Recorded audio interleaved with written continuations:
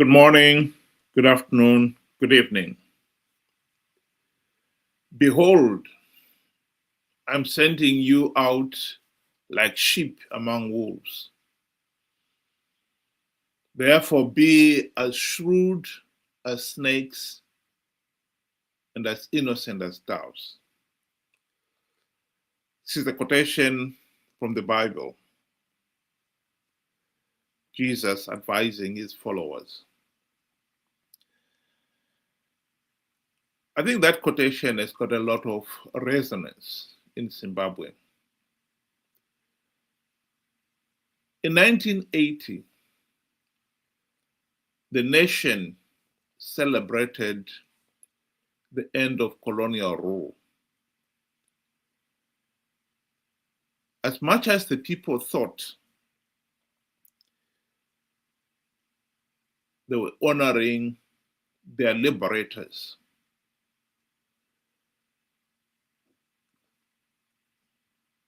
today, 46 years after independence, ordinary Zimbabweans have yet to test what freedom and liberty means. The men and women they welcomed as their liberators have turned out to be wolves in sheep's clothing. And that really is the nightmare scenario. Zimbabwe has never held free, fair, and credible elections in 46 years and counting of our independence. Because the Zanu PF thugs, the liberators, never allowed the people to have a meaningful say in the governance of the country. In 1980, at the Lancaster House talks the year before, Zanu PF had agreed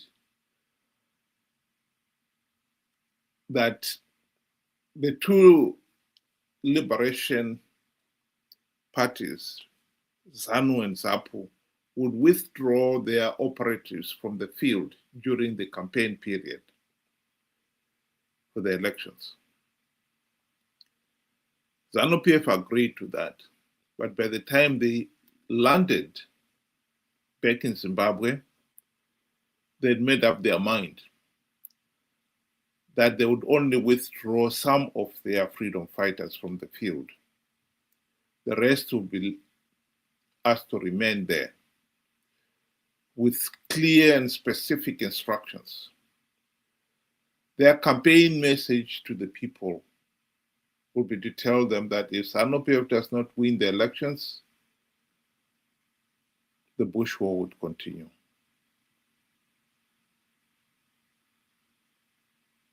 One man, one vote, out of the window. And the people have never recovered. They voted, of course, to end the Bush war. And as soon as ZANU PF got into power, they sought to consolidate their power by creating a de facto one-party state that has ruled the country to this day. That is the tragic reality of Zimbabwe. Benjamin, welcome to the program. Good day to you, Wilbert, and good day to our viewers. Thank you for joining us. You know, it becomes very difficult to find a starting point when it comes to the Zimbabwean problem, which now has turned into problems.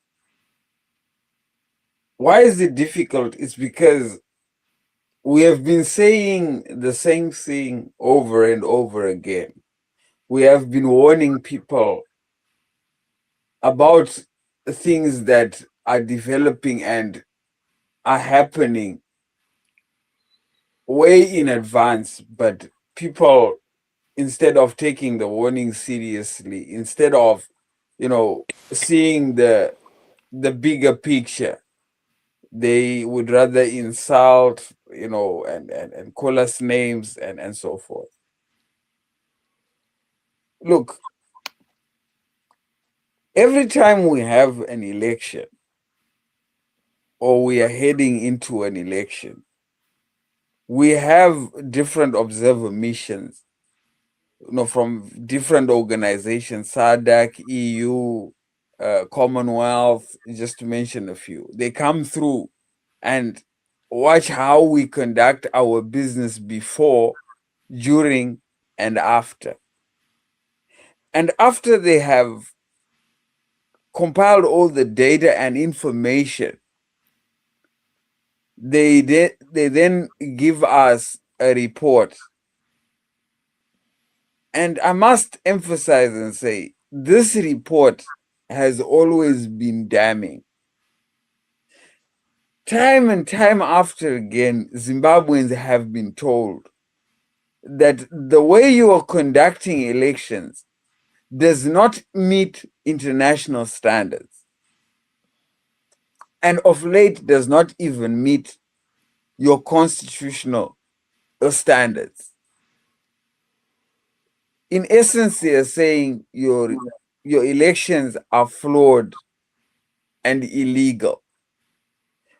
But Zimbabweans, in their own wisdom, have decided to ignore the warning and have continued to participate in illegal elections. Now, fast forward, we come to today. We are busy now saying what Zanu PF is doing to the Constitution is illegal. We need to protect the Constitution. Now, that's very puzzling. Look, somebody has been telling you what Zanu PF has been doing to the Constitution is illegal and has been, violating the Constitution all this time. And look, we were willing participants in the violation. We were willing participants in doing illegal things to the Constitution.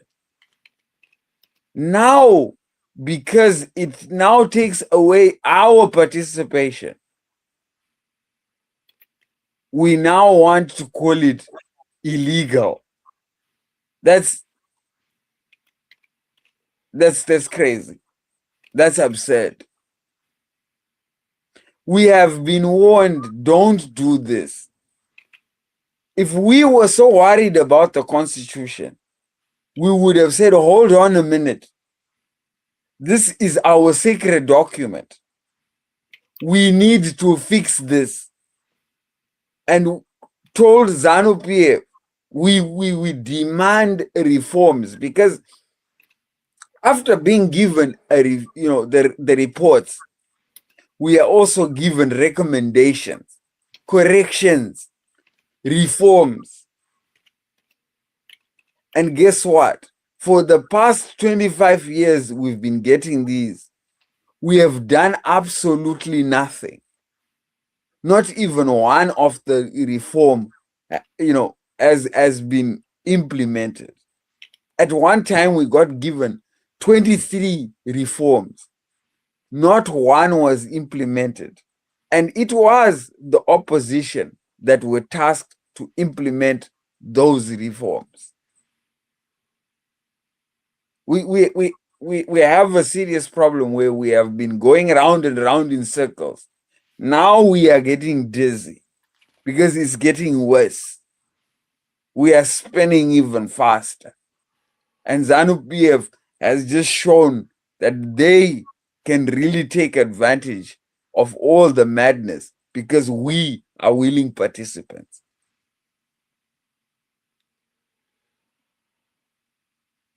The Zimbabwe Constitution Amendment number 26 that was approved by the cabinet on Tuesday seeks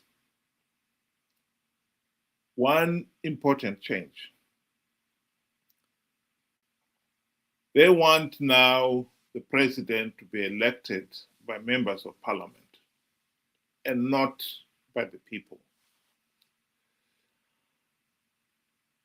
Some people may think this is a minor change. It is not. I'd like you to listen to this recent video of Mawarire explaining how Zanu PF has been rigging past elections in the past.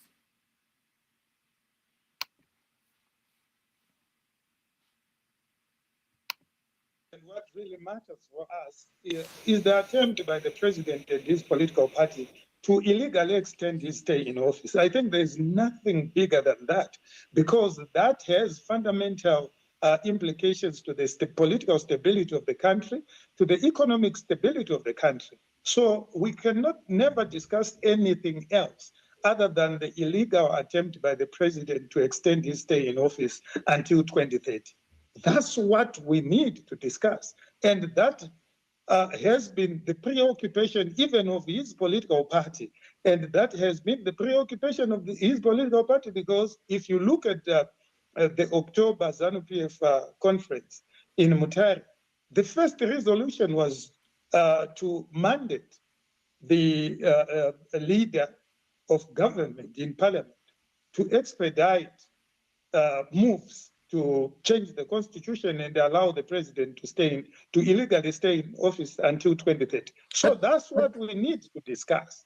And that's why I was saying we need to discuss it with considerations to the factors that are mitigating, the factors that are helping the president or nudging the president to want to extend his stay in office beyond the constitutional limit of 2028.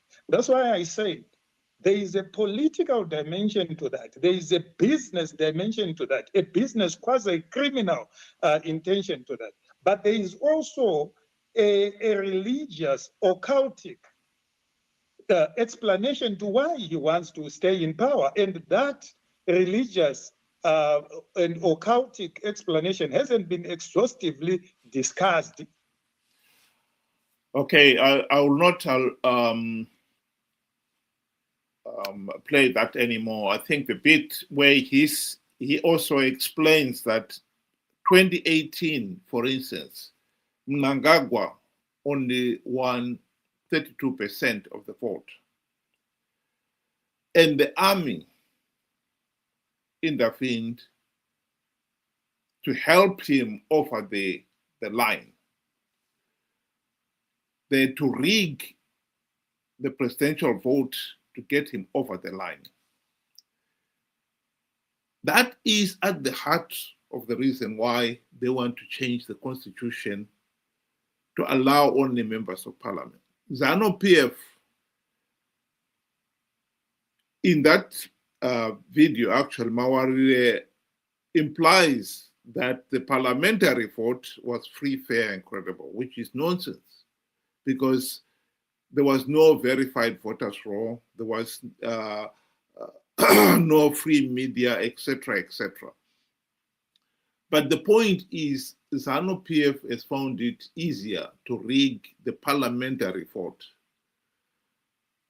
because it's just a constituency one. But when you're talking of rigging the presidential one, that becomes a more complex process, one that they found very difficult to hide.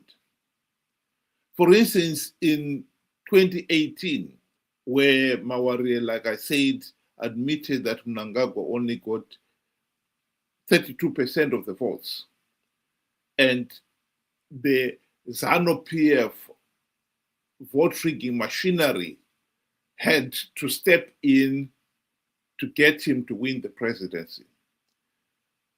When that process was challenged in the Constitutional Court in 2018, one of the most revealing points was that there were 16 polling stations with identical votes cast for Mnangagwa. identical votes cast for Chamisa, identical spoiled votes. And one other interesting point is that in each of those, Mnangagwa not only won, but won very well. It was obvious. What had happened there is those were double entries. There were no duplicate polling station.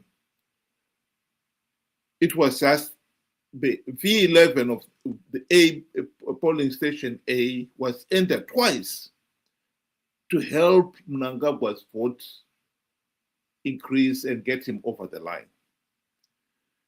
The regime has finally decided that this is unsustainable.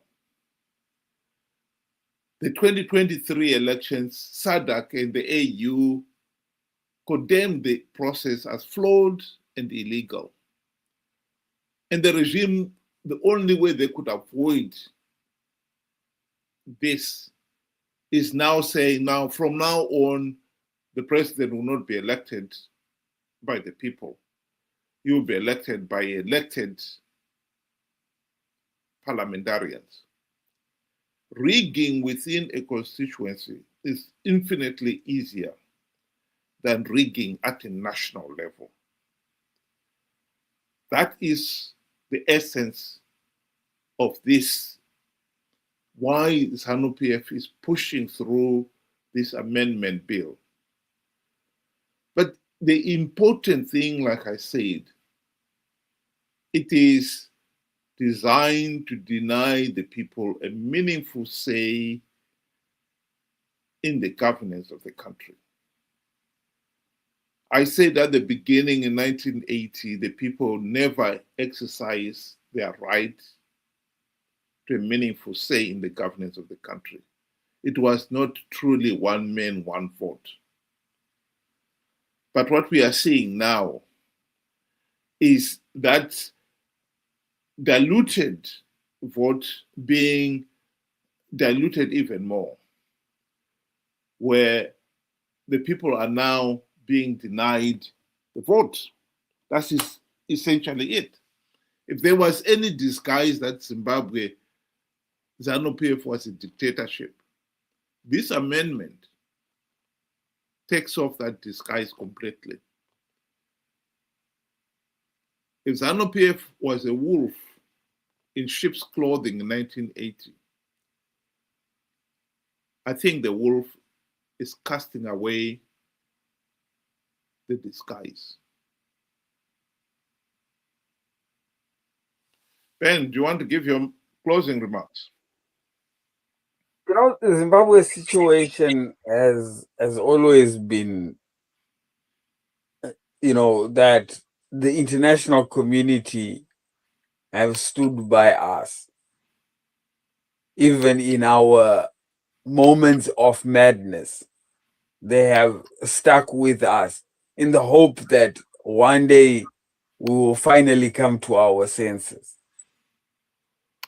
And unfortunately, I think we are still far. It's still to dawn to us that what we are doing is horribly wrong. And what we are doing, I mean, participating in rigged elections, is not the best solution for us.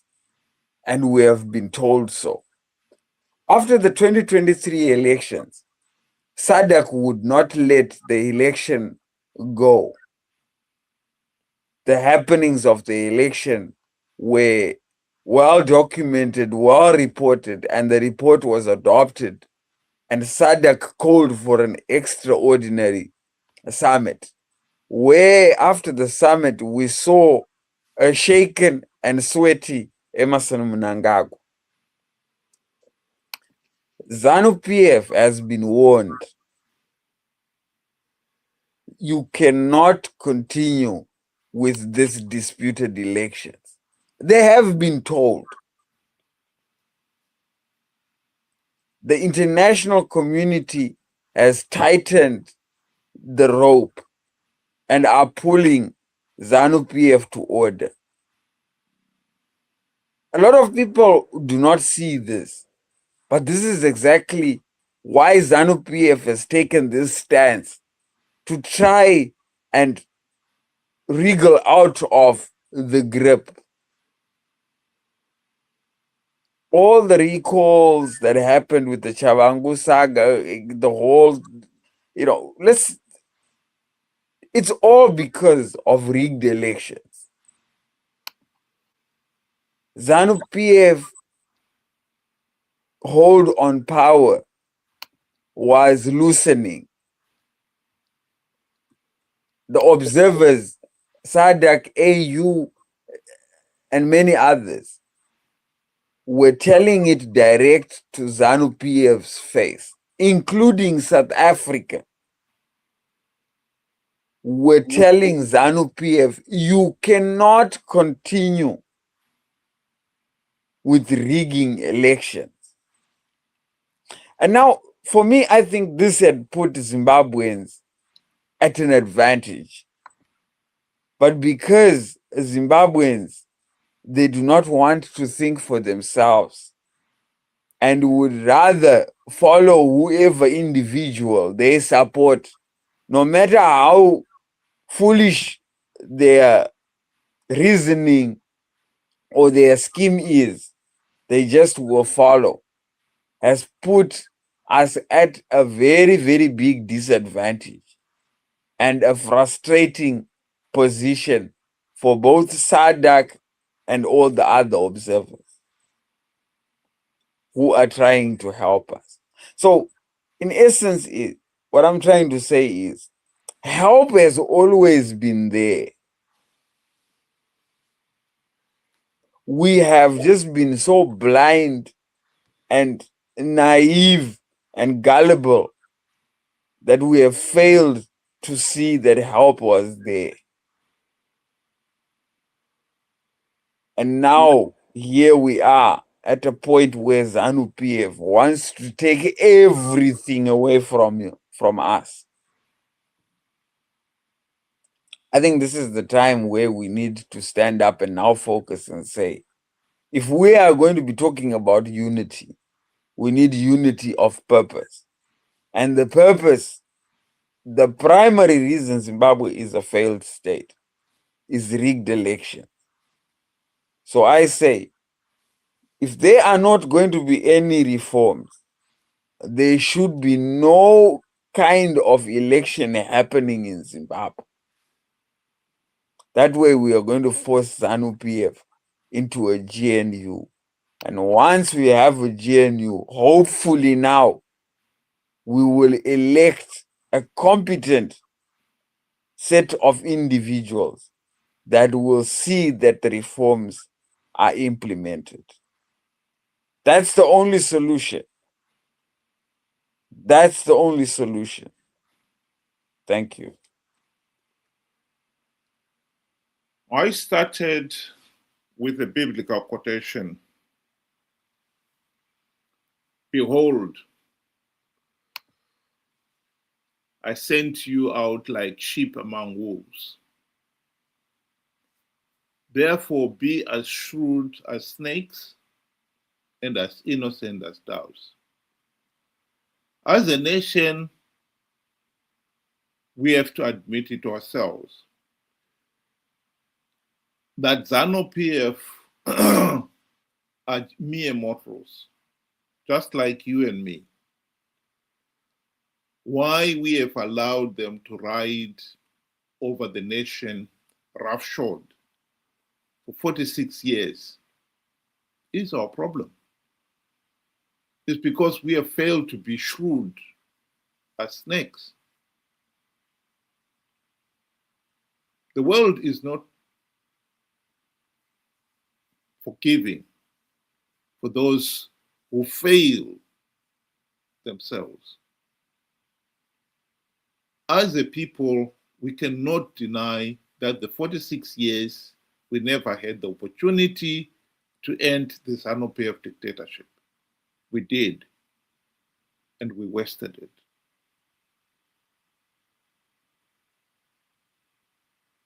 We can end this Zanu PF dictatorship if we apply ourselves. One of the issues that we have raised on this platform again and again is the problem of people participating in a flawed electoral process. A process they have been warned is flawed, it's illegal. The only logical thing to do is for you to withdraw. And they have been conned to participate because they believed people like Chamisa's idiotic lies that he has plugged vote rigging loopholes. This is what got us where we are. And until we wake up and become as shrewd as snakes, the dictatorship will remain. Think about it. Thank you very much. Have a good evening.